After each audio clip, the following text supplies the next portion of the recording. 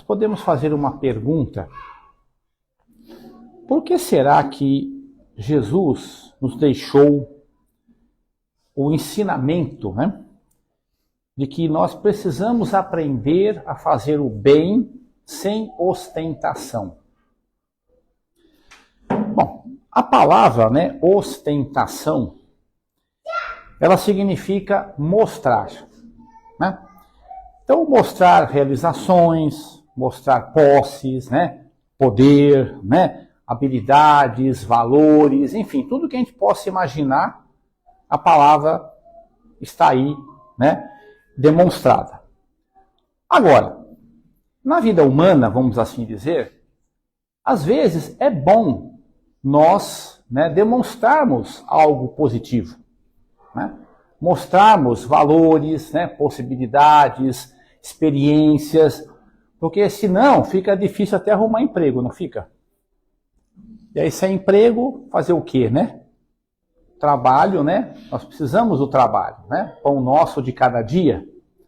Então, até aí, não tem problema. Mas Jesus não falava somente da questão humana. Ele falava da questão espiritual.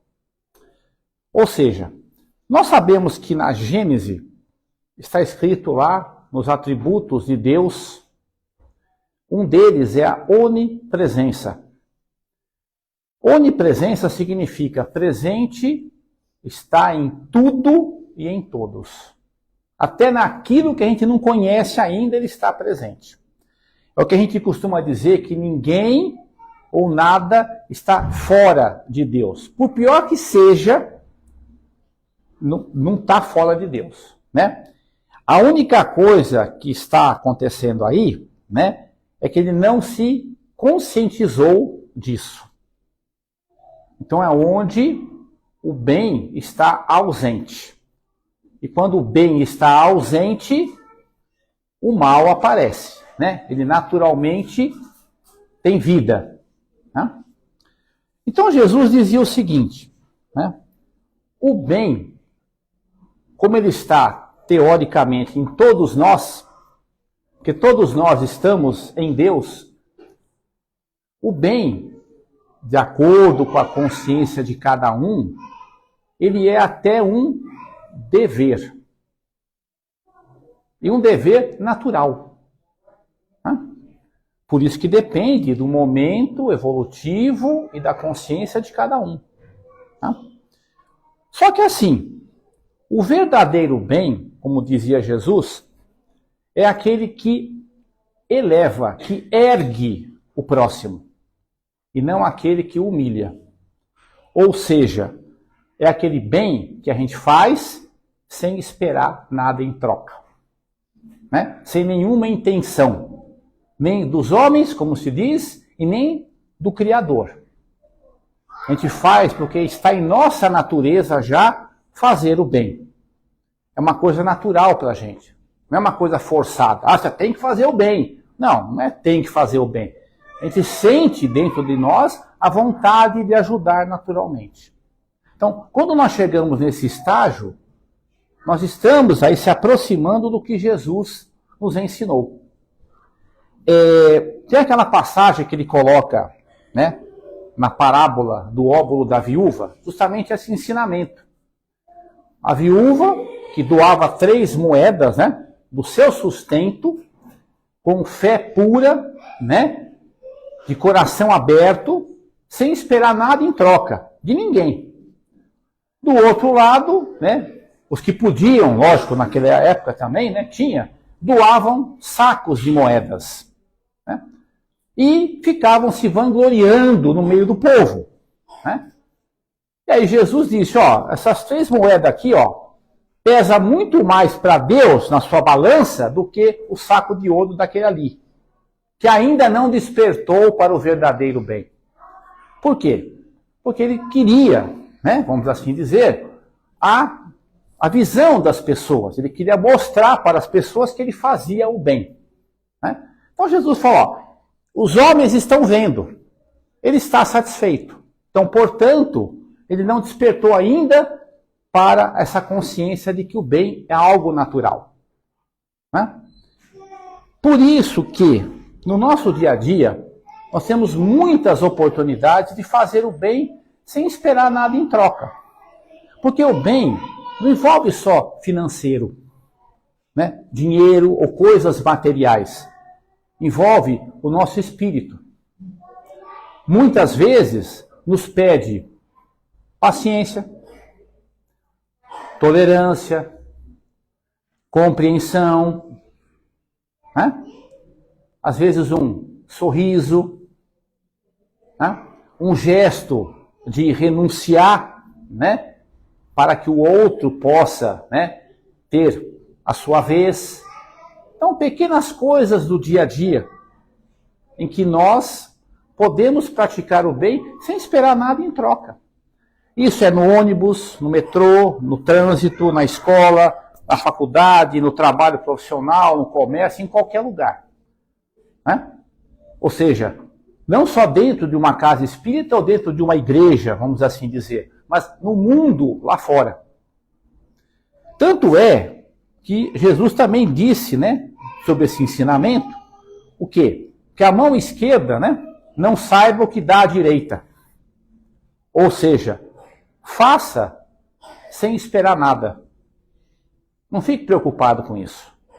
Porque ele falava, Deus que vê o seu sentimento, né, que vem em secreto, ele vê a sua intenção. E de acordo com a sua intenção, ele vai agir. Né? Então, parece fácil, né?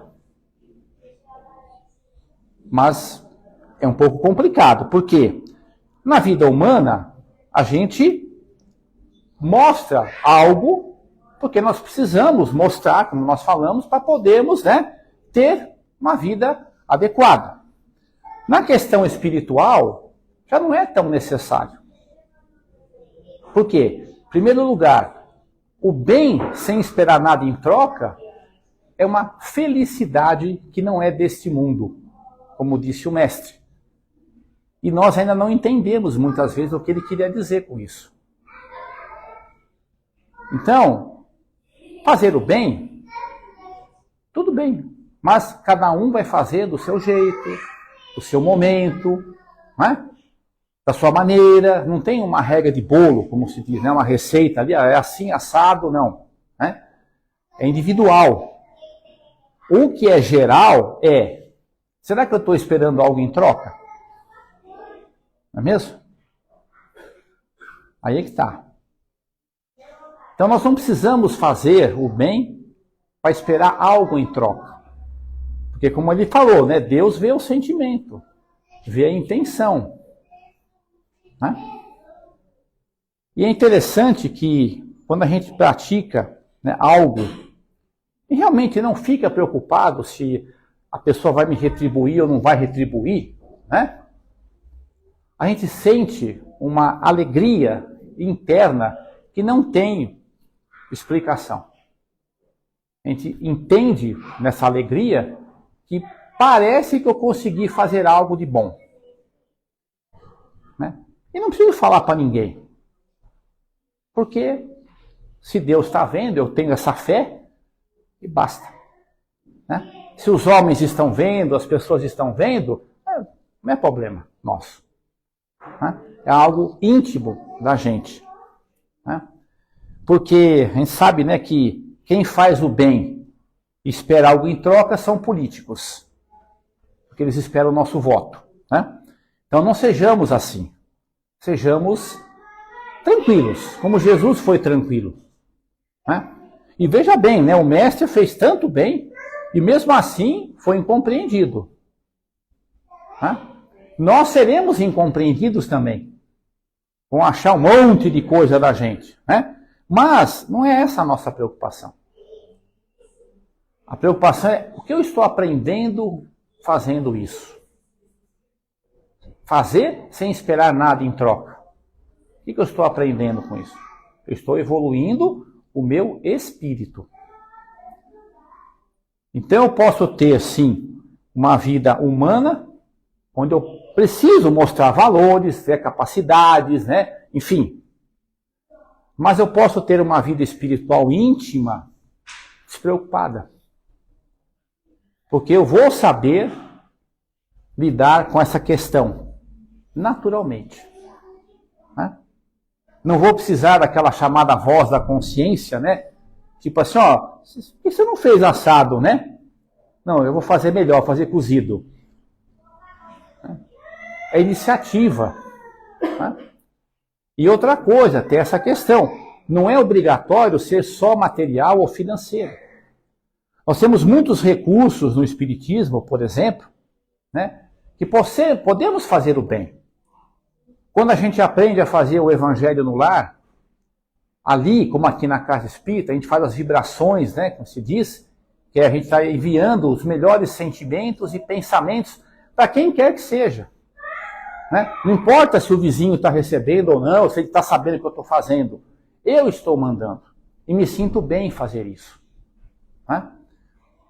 Se eu estou, por exemplo, numa situação difícil, né, uma discussão, por exemplo, eu posso dar uma pausa e fazer uma prece mental.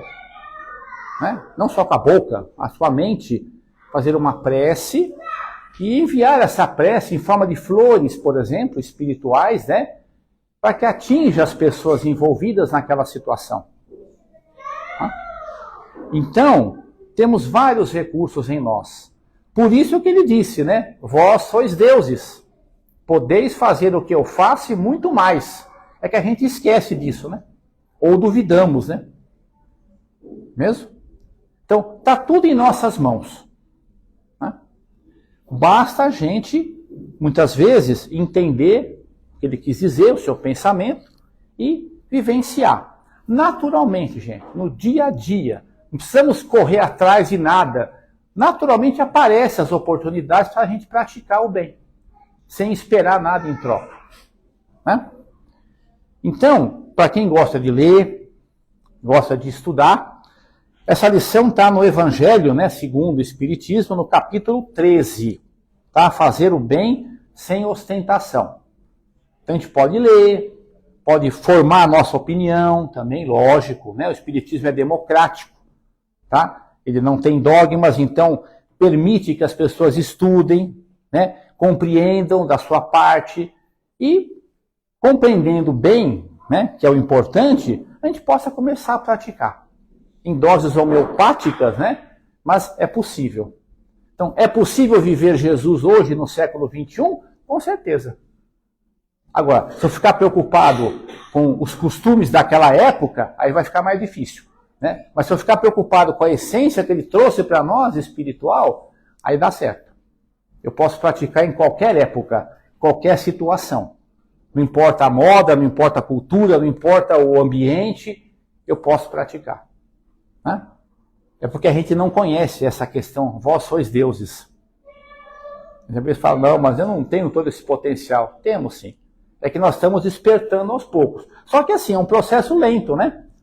Por isso que a gente reencarna, né, para dar continuidade, aí continua na vida espiritual, depois lá aprende mais um pouco, volta para cá, pratica aqui, e assim a gente vai. Né? É normal, natural, ok?